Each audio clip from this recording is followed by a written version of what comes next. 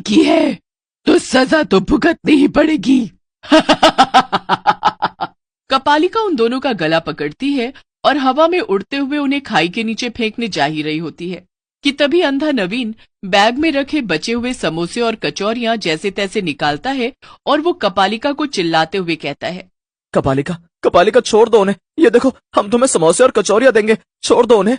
नवीन की आवाज सुनकर और समोसों और कचौड़ियों की खुशबू सूंघकर कपालिका की लार टपकने लगती है और वो रोहित और शिखा को जमीन पर फेंककर समोसे और कचौड़ियों की तरफ भागती है और उन्हें पागलों की तरह खाने लगती है।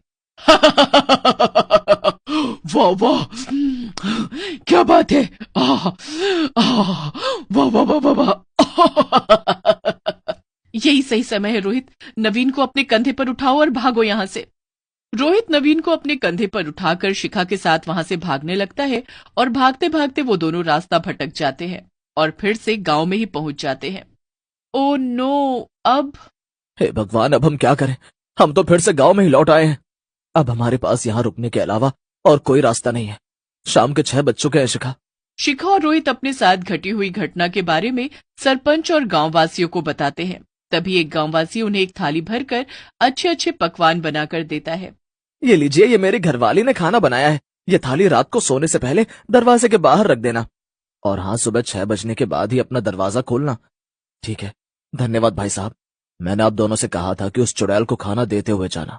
माफ कीजिएगा सरपंच जी, हमने आपकी बात नहीं मानी, लेकिन अगर आज देवर जी सही समय पर वो बैग में से बचे हुए समोसे और कचौड़ियां नहीं निकालते तो कपालिका हमें उसी खाई से नीचे ही फेंक देती। रात में शिखा घर के दरवाजे के बाहर खाना रखती है और वो तीनों सो जाते हैं।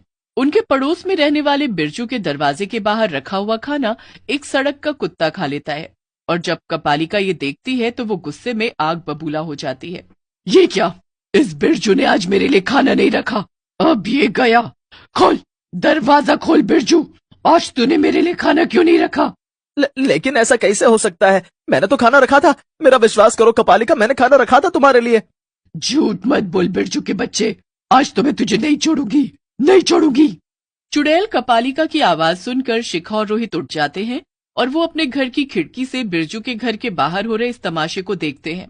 हे भगवान, लगता है बिरजू भैया की थाली का खाना गली का कुत्ता खा गया। हाँ रोहित, जब मैं अपने दरवाजे के बाहर खाना रख रही थी तभी बिरजू भैया भी रख रहे थे, लेकिन अभी उनकी थाली में से सारा खाना गायब हो चुका है। इसका मतलब कुत्ते या किसी और जानवर ने ये किया होगा। रोहित, हम बिरजू भैया को और इस गांव को इस भूखी चुड़ैल कपालिका से बचा सकते हैं। गांव वाले बेवकूफों की तरह इसे रोज खाना देते रहते हैं, लेकिन कभी किसी ने ये नहीं सोचा कि खाना देने के बहाने ही उसे खत्म भी किया जा सकता है।